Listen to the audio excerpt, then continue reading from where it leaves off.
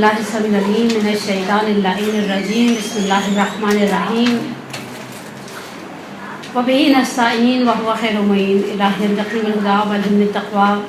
اور میرا آج کا درس اصولی اعتبار سے میری جب بات ہوئی تھی تو استقبال ماہ محرم الحرام کے حوالے سے میں نے بات کی تھی۔ آپ اسے کوئی اور موضوع بھی دے سکتی ہیں، جیسے ہر عزادار کی 5 آرزوئیں، 1 شارٹ کٹ ٹو جنت، 2 اور تیسرا یہ کہا جا سکتا ہے کہ خدا حسین کے نام پر جنت بانٹ رہا ہے، قیمتاً نہیں دے رہا، آپ سے کچھ لیا نہیں جا رہا، صرف سید الشہداء کی محبت ہے جو خدا کی بارگاہ میں بہت زیادہ ویلیویبل، خدا کی بارگاہ میں بہت زیادہ محترم اور بہت ہی قیمتی ذریعہ ہے جو خدا تک اور خدا کی مرضی کے ساتھ ساتھ خدا کی جنت تک پہنچا سکتا ہے۔ تبرکاً ایک روایت، اس روایت کو نقل کیا ہے محدث جلیل القدر شیخ عباس خومی نے اپنی کتاب میں 40 روایات کو لے کر آئے ہیں محدث سید الشہداء کی باب میں، اور ان میں ٹاپ آف دا لسٹ یہ روایت ہے۔ یہ روایت بہار میں بھی ہے، یہ روایت اور بھی ہماری شیعہ کتابوں کے اندر موجود ہے، لیکن میں نے اسے محدث عباس خومی علی اللہ مقامہ کی کتاب سے لیا۔ بہت ہی معروف روایت ہے، آپ نے ممکن ہے اس کے ٹکڑے بہت دفعہ سنے ہو، آج ایک جگہ پوری روایت انشاءاللہ سن لیں۔ روایت کو نقل کیا ہے ریحان ابن شبیب نے۔ ریحان ابن شبیب کی شیعہ کے بقول ہارون رشید کا سالہ تھا، برادر نسبتی، اچھی والی اردو میں، ٹھیک ہے، یا یہ معتصم کا ماموں ہے یا یہ عبداللہ مامون کا ماموں ہے۔ اب یہ لکھا ہے کہ برادر نسبتی تھا، بعضیوں کا عقیدہ یہ ہے کہ یہ معتصم کا ماموں ہے اور بعض کہتے ہیں کہ عبداللہ مامون کا ماموں ہے۔ ریحان ابن شبیب اول محرم الحرام کا دن تھا، پہلی محرم تھی، انشاءاللہ کمنگ جو اس منڈے نہیں اس کا نیکسٹ منڈے پھر سے پہلی محرم بھی ایکسپیکٹ کر رہی ہے، یا سنڈے ہے یا منڈے ہے، خدا بہتر جانتا ہے۔ پہلی محرم الحرام کو ریحان ابن شبیب امام رضا علیہ الصلوۃ والسلام کی خدمت میں پہنچے۔ امام علی مقام نے ریحان ابن شبیب سے سوال کیا، یبن الشبیب، روزے سے ہو؟ اچھا، یہ چیز ان ایکسپیکٹڈ تھی فرزند شبیب کے لیے، اس لیے کہ ہمارے ہاں روزے کچھ خاص ایام ہیں جن میں ہم روزے کی ایکسپیکٹیشن رکھتے ہیں۔ مثلا ایک شیعہ معاشرے کے اندر نارملی ہم 15 شعبان کو امید رکھتے ہیں کہ سامنے والا مہمان روزے سے ہوگا، 27 رجب کو امید رکھتے ہیں مہمان روزے سے ہوگا، ابھی 18 ذی الحج اتنی تاکید تھی، عرفہ کا دن بے تحاشا تاکید ہے۔ نوعاً آج سے 1400 سال پہلے شاید شیعہ حضرات کے اندر ایسا کوئی وہ نہیں ہوگا کہ وہ پہلی محرم کے روزے کو بھی اسی طرح سے اہمیت دے۔ فرزند شبیب ریحان کہتے ہیں کہ نہیں، میں نے عرض کیا نہیں مولا، میں روزے سے نہیں ہوں۔ تو اس کے بعد پھر امام اس دن کے روزے کی فضیلت کو بیان کرتے ہیں۔ اچھا، استقبال کا معنی یہی ہے کہ ہم پہلے طور ذہنی طور پر تیار رہیں کہ ہم نے پہلی محرم کو کیا کیا کرنا ہے کالے کپڑے پہننے کے علاوہ۔ امام علی مقام نے فرزند شبیب سے کہا کہ آج وہی دن ہے جس دن زکریا نے خدا سے دعا کی اور خدا سے کہا کہ پروردگارہ اپنے لطف سے مجھے ایک پاکیزہ نسل عطا فرما اور تو بے شک حاجتوں کو پورا کرنے والا ہے۔ خدائے عز و جل نے ان کی دعا کو قبول کیا اور حکم دیا کہ فرشتوں سے کہا کہ زکریا جو کہ محراب میں نماز پڑھ رہے ہیں ان کو آواز دی کہ خدا تمہیں مبارکباد دیتا ہے اور بشارت دیتا ہے یحییٰ کی، اور جو بھی آج کے دن، امام رضا ابن شبیب سے کہہ رہے ہیں، جو بھی آج کے دن یعنی پہلی محرم الحرام کو روزہ رکھے گا اور خدا سے طلب کرے گا، خدا سے دعا مانگے گا، تو خدائے عز و جل پہلی محرم کو اس کی دعا کو اسی طرح سے قبول کرے گا جس طرح سے اس نے زکریا علیہ السلام کی دعا کو قبول کیا۔ اس کے بعد امام فرماتے ہیں ابن شبیب، محرم وہی مہینہ ہے جس مہینے میں جاہلیت کے زمانے میں، یعنی جب بیٹیوں کو زندہ درگور کر دیتے تھے اور جب ایک بکری کے پانی پینے پر 80-80 سال لوگ لڑتے رہتے تھے اور قبیلے ایک دوسرے کے ساتھ جنگوں سے ہی فرصت نہیں ملتی تھی، اس زمانے میں بھی، جاہلیت کے زمانے میں بھی احترام تھا محرم کا۔ امام فرماتے ہیں اس زمانے میں بھی ظلم، کشتار، جنگ روک دی جاتی تھی اس محرم کے احترام میں۔ حرام مہینوں میں سے ایک مہینہ ہے محرم الحرام کا۔ امام فرماتے ہیں لیکن اس امت نے اس مہینے کا احترام نہیں کیا، نہ ہی اپنے پیغمبر کا احترام کیا، اور اس مہینے میں ان کے بیٹوں کو قتل کر دیا اور خواتین جو حرم کی خواتین تھیں انہیں اسیر بنا لیا اور ان کے مال کو غارت کر دیا، اور خدا اس گناہ کو کبھی بھی اس امت پر نہیں بخشے گا۔ اب یہاں سے امام ابن شبیب سے مخاطب ہوتے ہیں، روایت کا حسن کیا ہے؟ آپ روایت کو محسوس کریں۔ اب اے سی کی کولنگ کو محسوس کر رہے ہیں میں اور آپ، اسی طرح سے ہم بعض اوقات کسی چیز کی لذت کو جب تک محسوس نہیں کریں گے نا، جب تک آپ کو اس کا مزہ نہیں آئے گا. مجھے آپ لوگوں کا پیپر تھا مجھ سے پہلے کل ہے. تو آپ لوگ پیپر کی تیاری تو نہیں کر رہے؟ کہ میں سمجھو حدیث لکھ رہے ہیں، پتہ چلے نیچے پیپر کی تیاری چل رہی ہو. لیکن بھارت اب روایت کی جو بیسک تھیم ہے، جو بنیادی چیز ہے جس کی وجہ سے اتنی روایت ہے. اچھا محدث نے بھی 40 کے قریب روایتوں کو نقل کیا ہے اپنی کتاب میں، اور ان 40 میں ٹاپ آف دا لسٹ اس روایت کو قرار دیا. اور میرے مد نظر یہ بہت ساری حدیثیں تھیں، ان میں سے بہرحال یہ حدیث واقعی نہ صرف یہ کہ خوبصورت روایت ہے، پیغام سے بھری ہوئی روایت ہے، بلکہ اس روایت کے اندر ایک لذت ہے. انسان اگر اکیلے سکون سے بیٹھ کے سنے، کوئی اچھا پڑھنے والا مل جائے یا خود سے پڑھے، اس کے درد کو جو امام رضا محسوس کر رہے ہیں، ابن شبیب کی معرفت جسے امام پیغام پہنچا رہے ہیں میرے امام کے درمیان، یہ ابن شبیب ہیں جو راوی ہیں. 12 8ویں 9ویں امام کے صحابہ میں سے نام لیا ابن شبیب کا، رجال کے جو علماء تھے. اب یہاں سے امام فرماتے ہیں یبن الشبیب ان کنت باقیا لشیء. ہمارے ہاں ایک جملہ گزشتہ 2-3 سال میں نے بھی شاید اسی القائم کے پلیٹ فارم سے مومنات کی سماعتوں کی نظر کیا ہو کہ ہم امام حسین پر نہیں روتے. میں جملہ دہراتی ہوں، گرچہ میرے پچھلے سال کی کسی جملے کو کسی نے مجھے ہائی لائٹ کر کے کل بھیجا کہ آپ نے یہ جملہ بڑا سخت کہہ دیا، لیکن میں جملہ دہراتی ہوں، ہم امام حسین کو نہیں روتے، ہم اصل میں اپنے غم پہ رو رہے ہوتے ہیں. کبھی ایسا ہوتا ہے ہم پہلے سے ہی غم زدہ ہیں اور ہم مجلس میں پہنچا دیے گئے ہیں. اس وقت آپ ہماری رفقت کا ذرا عالم دیکھیے. ابھی ذاکرہ کہتی ہے امام حسین، ہماری آنکھوں سے تھوڑ تھوڑ تھوڑ آنسو بہ رہے ہوتے ہیں. ٹھیک ہے. اور کبھی ایسا ہوتا ہے کہ نہیں، ایسا کچھ نہیں ہے، وہ پھر جب تک امام حسین کی شہادت نہیں پڑتا ہماری آنکھ میں آنسو نہیں آتے. میں بہت سال تک سمجھتی تھی شاید یہ غلط ہے، میں گلٹ فیل کرتی تھی. کبھی ایسا ہے بالآخر انسان ہے، زندگی کا حسن ہے، پریشانی ٹینشن. کبھی آپ ٹینشن میں گئے تو جی جیسے اس نے کچھ مسائل شروع کیا، ہم نے بھی دل کی بھڑاس نکال لی، گھر میں نہیں رو سکے، فرش ادا پر رو دیے، تو ایسا لگتا تھا کہ یہ غلط ہے. لیکن امام کا یہ جملہ بہت خوبصورت ہے اور ہم جیسے میرے جیسے روح سیاہ اور گناہ گار کے لیے بہت بڑی ڈھارس ہے. امام فرماتے ہیں ان کنت باقیا لشیء فابکی للحسین، تمہیں کسی بات پہ رونا ہے. کبھی کچھ ایسا ہو گیا نا، خواتین تو ویسے ہی ملکہ جذبات ہوتے ہیں نا، ذرا سا کسی نے کچھ کہہ دیا انہیں رونا آ جاتا ہے. کسی نے گرمی سردی دکھا دی، رونا آ گیا. سسرال میں کچھ ہو گیا، رونا آ گیا. شوہر نے کچھ کہہ دیا، رونا آ گیا. اماں ابا نے ڈانٹ دیا، رونا آ گیا. پیپر میں فیل ہو گئی، رونا آ گیا. ان کنت باقیا لشیء فابکی للحسین، تمہیں کسی بات پہ رونا ہے.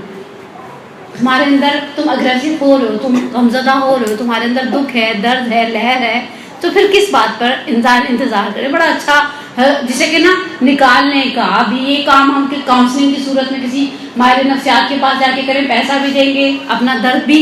بندے کے آگے رونے سے بہت اچھا انسان خدا کی بارگاہ میں اہل بیت کے نام پر ہو.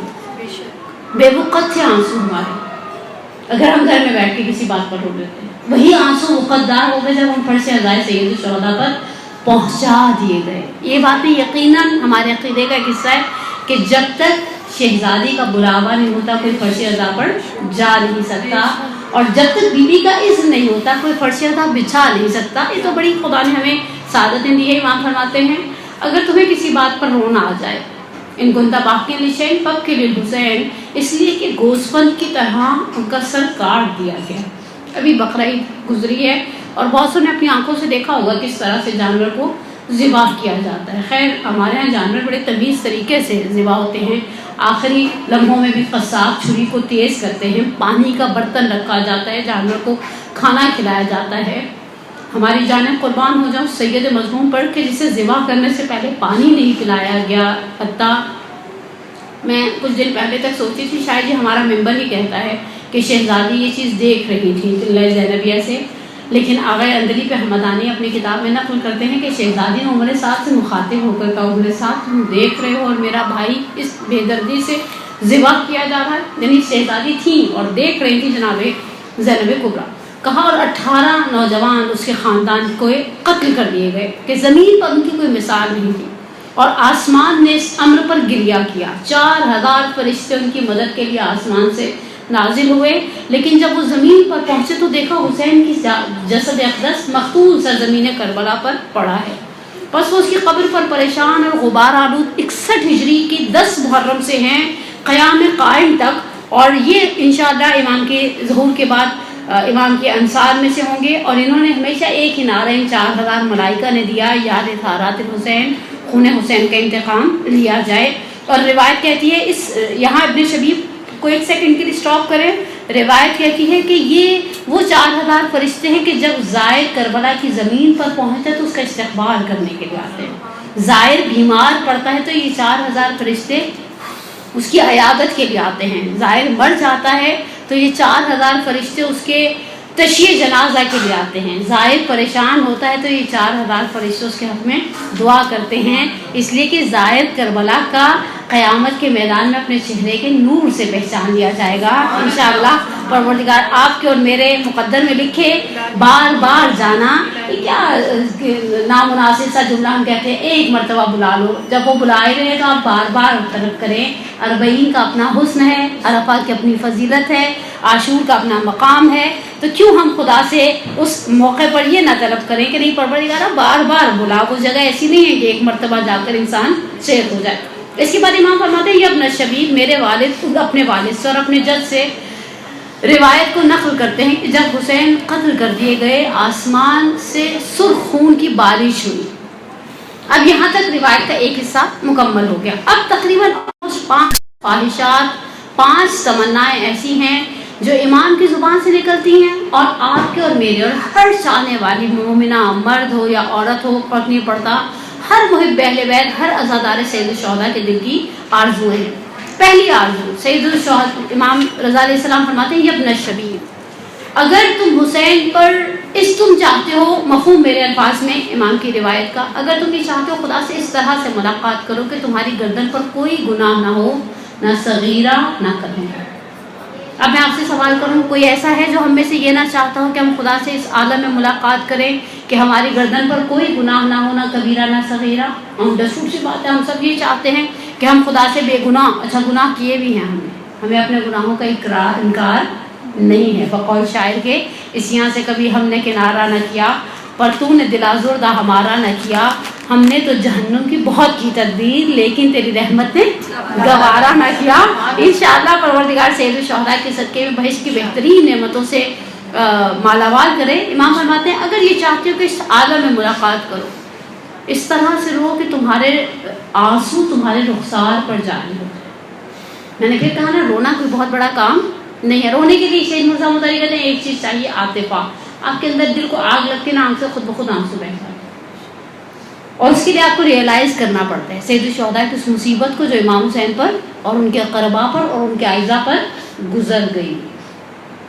جب تک آپ اس مصیبت کو انڈرسٹینڈ نہیں کریں گے نا، تب تک آپ اس مصیبت میں کھل کر آنسو، ہم الحمدللہ روتے ہیں، شاید ہماری گھٹی میں ایسی ہوگی، لیکن حقیقت ہے جب حتیٰ میں سید ابن طاؤس کے حوالے سے ایک نجفی عالم کا بیان پڑھ رہی تھی کہ انہوں نے سید ابن طاؤس نے لحوف اس لیے لکھی تھی کہ جو شخص کربلا جائے تو جا کر وہاں اس کو ہر جگہ رونا آ جائے، اور لحوف میں بڑے مختصر چھوٹے چھوٹے سے پیراگرافس ہیں۔ ہمارے یہاں جیسے شہادتیں پڑھی جاتی ہیں، ایسا کوئی سینیریو سید ابن طاؤس کے مقتل لحوف ابن عطوف قتل لحوف میں ایسا کچھ سینیریو نہیں ہے، لیکن انسان کو کا یہ تصور بہت ساری جگہ پر تصور پیدا کرنے کے لیے کبھی ایک جملہ بھی بہت ہوتا ہے۔ مجھے یاد ہے ہم صدام کے زمانے میں پہلی مرتبہ شہر مبارک کربلا معلیٰ پہنچے تو خیمہ گاہ میں پانی کا کولر لگا ہوا تھا، آج جیسا انتظام نہیں تھا جیسا، اب تو بہت ہر چیز ماشاءاللہ بہترین انتظامات ہیں حرموں میں۔ تو جیسے ہی بچے تھے ساتھ، کچھ 6-7 بچوں نے پانی، ایز یوزول گرمی کا موسم تھا، شاید جون ہی تھا یا جولائی تھا، باہر 50 کے قریب ٹیمپریچر تھا، انہوں نے پانی مانگا تو ہمارے ساتھ ایک سید عالم دین تھے، انہوں نے ایک جملہ کہا، جہاں کھڑے ہو کر پانی پی رہے ہو نا، یہاں حسین کے بچے پانی کے لیے تڑپتے ہیں۔ اور آج ہم بعض اوقات دیکھتے ہیں کہ لوگ کربلا میں کھانا کھاتے ہیں نا تو ڈرنک کے بغیر ان کے اندر نہیں جاتا۔ آپ اس سرزمین کا شاید ہمیں شاید احترام اس طرح سے نہیں رہا، لیکن بہرحال خدا حسین کے نام پر پہلی خواہش جسے پورا کرتا ہے، اگر انسان اس طرح سے آنسو بہائے کہ اس کی آنکھوں سے آنسو اس کے رخسار پر بہہ جائے۔ سید الشہداء کی ایک بھی، آپ صرف گھر جا کے رات کو سونے سے پہلے 10 منٹ پہلے سوچے گا امام صاحب کی سب سے بڑی مصیبت کیا تھی۔ آپ میں سے یقیناً میرا اندازہ ہے قائم میں بہت ساری ذاکرات بھی ہوتی ہیں، پڑھنے والی ماشاءاللہ مدارس سے وابستہ بچیاں ہیں، مومنات ہیں، بہنیں ہماری۔ میں کبھی کبھی سوچوں نا تو سوچوں امام حسین کی کوئی بھی مصیبت ایسی نہیں تھی جسے آپ نے حل کی تھی، لیکن کبھی کبھی کسی مصیبت کے بارے میں ایک تصور آتا ہے کہ شاید وہ بے مثال تھی. اب وہ واللہ عالم یہ ہماری استحسانات ہوتے ہیں، ہماری ذاتی ایجنشنز ہوتی ہیں، ہمارا اپنا ایک ذاتی جسے کہ نا رجحان ہوتا ہے. مثلا شاید ایک لمحے کے لیے اگر میں رکوں تو میں سوچوں کہ جب وہ پشت فرس پر بیٹھے، شیخ موسیٰ مدعلی نے مقبرہ مطہر میں ایک جملہ نقل کیا ہے، امام حسین سرعت کے ساتھ نیچے اترے. اچھا صرف سرعت کے ساتھ نیچے نہیں اترے بلکہ امام حسین نے کسی بچی کو گود میں بٹھایا. بات کہا کہ دیکھو اپنے آنسوں سے باپ کے دل کو آگ نہ لگاؤ. یہ جملہ آپ کو مختر میں کہیں نہیں ملے گا، اپنے آنسوں سے باپ کے دل کو آگ نہ لگاؤ. کس کوئی چیز تھی جس نے امام حسین کے دل کو آگ لگا دی. باقاعدہ شعر نقل کیا ہے شیخ موسیٰ مدعلی نے، مقبرہ مطہر اردو میں موجود ہے، ترجمہ کیا ہے جامعہ تعلیمات والوں نے. اور امام حسین کی شفقت پدری کا تقاضا ہے. امام حسین کو بڑا احساس تھا دو چیزوں کا، ایک یہ کہ زمین بہت گرم ہے، تم کہاں بیٹھ گئی ہو. وہ ایک معروف نو ہے نا ریحان اعظمی صاحب کا، جس میں وہ فرماتے ہیں کہ میں راہوار کے میرے پاؤں نہ پڑ، میری بچی تو سیدانی ہے. اس طرح سے تو گھوڑے کے پیر پکڑتا ہے جس طرح سے تم پکڑ کے بیٹھی ہو. سید الشہداء کی بہرحال مصیبتیں انسان محسوس کرے. سید الشہداء کی مصیبتیں ہلکی نہیں تھیں. صبر ایوب حیران ہے اور حیران ہونا بھی چاہیے. اس کے بعد امام حلیمہ خان دوسرا جملہ فرماتے ہیں، یبن الشبیب اگر چاہتے ہو بے گناہ ملاقات کرو خدائے عز و جل سے، حسین کی زیارت کرو. حسین کی زیارت میں بہت اجر اور ثواب رکھا ہے. کبھی کبھی وہ میں باسم کربلائی کا نوحہ چڑھ رہا تھا تو سوچوں کہ واقعا جو اس نے تخیل کو بیان کیا، وہ شاعر تو آپ کو پتہ ہے شاعروں کا تخیل تو بڑا اسٹرانگ ہوتا ہے نا، کہ جب باسم کے نوحے کے جملے ہیں کہ امام حسین کہتے ہیں گویا کہ جب تم پرچموں کو لہراتے ہو تو مجھے ایک جری یاد آ جاتا ہے جس کے پرچم کے گر جانے نے گویا میری کمر کو توڑ دیا. انسان کربلا کی سرزمین پر پہنچتا ہے، کربلا شہر عشق ہے. میں ایک جملہ یہاں پر اس پلیٹ فارم کی بدولت بہت ساری سماعتوں تک پہنچانا چاہوں. ہم نے آہستہ آہستہ اربعین کو فیسٹیول بنانا شروع کر دیا. بعض اوقات کوئی شخص زیارت کر کے خاندان میں سے فیملی میں سے پلٹتا ہے تو ایسے جملے کانوں تک آتے ہیں، بس راستے میں دل ہوا ایسے ہی نیسکیفے پینے کا، اگلے موقع پر نیسکیفے تھا، راستے میں دل ہوا فرائز کھانے کا، نیکسٹ موقع پر مولا نے بڑا معجزہ دکھایا، مولا نے بڑا معجزہ دکھایا. دل کیسے ہوا؟ دل کیسے ہوا؟ امام کو مدینے میں پتہ چلا چھٹے امام کو کہ کوئی شخص زیارت کے لیے جا رہا ہے، بھنا ہوا گوشت ساتھ کو جو فرائی کر کے پرانے زمانے میں لوگ سیو کرنے کے لیے نمک اور تیل سے نکال کر سرکہ وغیرہ کچھ لگا کر لے کے جاتے تھے. امام نے کہا یہ اپنے ماں باپ کے قبروں پر جاتے تو ایسے جاتے. ہم میں سے کون ایسا ہے جو اپنے ماں باپ جن کے زندہ ہیں خدا انہیں طول عمر دے اور جن کے دنیا سے چلے گئے، ہم میں سے کون ایسا ہے جو ماں باپ کی قبر پر بیٹھ کر پارٹی ٹائم کرتا ہے؟ اور ہم زبان سے کہتے ہیں بیبی انت و امی، میرے ماں باپ آپ پر قربان، میری جان آپ پر قربان، ونفسی لک الوقاء، میری جان آپ پر قربان. نہیں، زیارت کریں، زیارت کو محسوس کریں کہ آپ کس کی زیارت کے لیے آئے ہیں، کہ جس کی پتلیاں دم شہادت کھلی ہوئی تھیں حسین مظلوم کی. اور آغا بہجت کے ریفرنس سے ایک عالم دین نے ایک جملہ نقل کیا تھا کہ آغا فرماتے ہیں آخری لمحات تک خیمہ گاہ کی طرف نظر تھی، اور جب وہ میرے ساتھ کا کوئی سپاہی آگے بڑھتا تھا تو مولا کہتے تھے میرے ساتھ حسین زندہ. اور عاشور کا دن اگر خصوص پروردگار ایک عاشور نہیں بار بار عاشور نصیب کرے، 4 لاکھ حج اور عمرے کا ثواب ہے اس شخص کے لیے جو اپنے آپ کو کربلا معلیٰ میں پہنچا دے. اگر کوئی کربلا میں عاشور کے دن کسی مومن کو، ایک مومن کو پانی پلاتا ہے، خدا اسے ایک مومن کو پانی پلانے کے بدلے میں اسے اتنا اجر و ثواب دیتا ہے کہ اس نے سید الشہداء کے سارے شہداء کربلا کو سیراب کیا ہو. بے گناہ خدا سے ملاقات کرو، بس حسین کو زیارت کرو. اس کے بعد فرماتے ہیں یبن الشبیب اگر یہ چاہتے ہو کہ بہشت میں ان حجروں میں رہو جو رسول اور آل رسول کے ہیں، یعنی ہمارے ساتھ ہم نشین رہو. ہم سب جانتے ہیں ہمارا شیعہ ایک 8-10 سال کا بچہ اصولاً اسے جاننا چاہیے کہ جنت کے اندر درجات ہیں.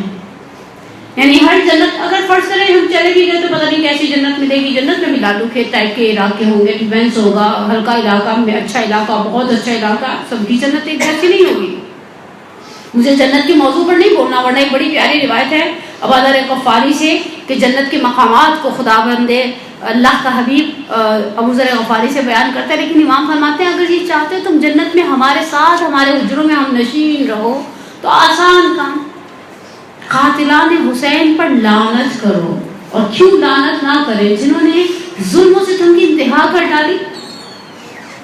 آپ صرف ان مصیبتوں کے بارے میں جس طرح سے ہمارے مقاتل میں بیان کیا گیا ہے کہ شہزادی کے کان سے جس نے گوشوارے کھینچے اس کی آنکھوں میں آنسو تھے. بی بی نے کہا کھینچتے کیوں ہو, کہا روتے کیوں ہو, کہا تمہاری یتیمی پر رحم آتا ہے. کہا بس کان سے گوشوارے کھینچتے کیوں, کہا میں نہیں لوٹوں گا, کوئی اور لوٹ کر لے جائے.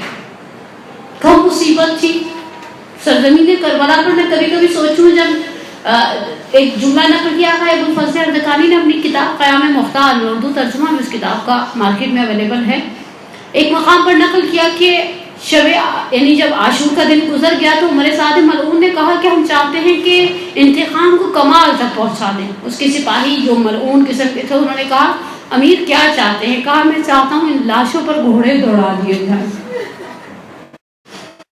یشمر لعین کیوں ہم تم پر لعنت نہ کرے. جب 7 محرم کو سرزمین کربلا میں وارد ہوئے تو اس نے اپنے گھوڑ سواروں سے کہا اپنے گھوڑوں کو تیزی سے دوڑاتے ہوئے حسین کے خیام کا چکر لگاؤ. میں چاہتا ہوں بچے ماؤں کی گودیوں میں سہم جائیں. اور پوچھے کس چیز کی دھمک ہے تو پتہ چلے قاتلان پدر میں, قاتلان بزرگان میں اضافہ ہو رہا ہے. یعنی امام کہتے ہیں اگر تم چاہتے ہو جنت میں ہمارے حجروں میں ہمارے ساتھ ہم نشین رہو, قاتلان عبداللہ پر لعنت کرو. اور زیارت عاشورا آپ کو کہتی ہے لعنت سلام سے پہلے ہے.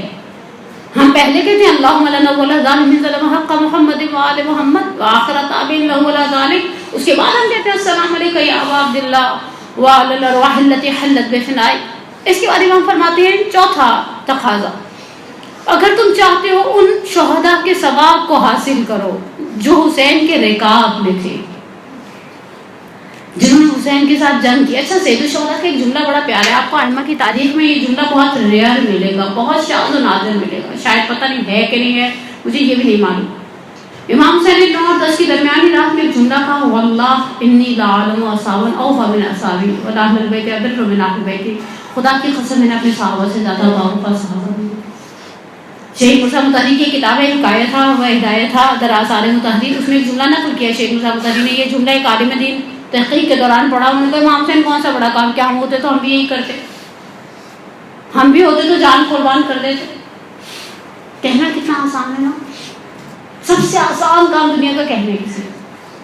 اب انہوں نے سوچا اور پڑھتے پڑھتے سو گئے بیچارے. رات کو خواب میں دیکھا میدان کربلا ہے اور ظہر عاشور ہے. سید الشہداء نے نماز خوف کو انجام دیا تھا اور امام حسین کے آگے ڈھال کے طور پر 2 افراد کھڑے ہوئے تھے, جن میں سے ایک نام زہیر بن خین عثمانی کا ہے.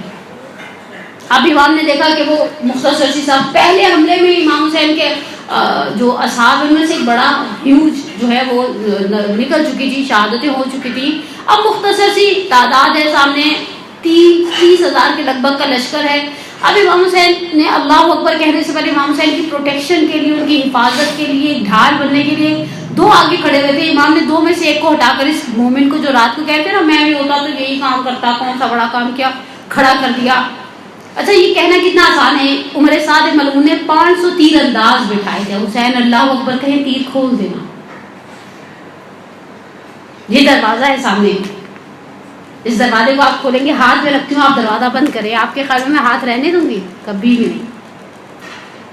ہم تو وقت پہ گوشت بھی کاٹتے ہیں نا بڑی چھریوں سے, تو بڑے احتیاط سے سہج کے انگلیاں نہ کٹ جائیں ہماری. ہم انگلی کٹانے کا حوصلہ نہیں رکھتے. چیبرست گردن کٹانا, شہدت کٹانا. امام نے اس بندے خدا کو آگے کھڑا کیا, تیر آیا جھک گیا, تیر آیا جھک گیا. جب امام نے السلام علیکم ورحمۃ اللہ وبرکاتہ کہا, بلایا, یہ گئے. اچھا عالم خواب میں تو سارا کچھ ہوتا ہی ہے. امام کے جسے میں تیر پیوست ہے. امام نے کہا جو زور عاشور کھڑے تھے وہ جھکے نہیں. بس امام فرماتے ہیں کہ ابن شبیب اگر تم ان شہداء کے ثواب کو حاصل کرنا کہ جو کربلا میں حسین کے رکاب میں تھے, اچھا ہم ان کے اوپر ان کی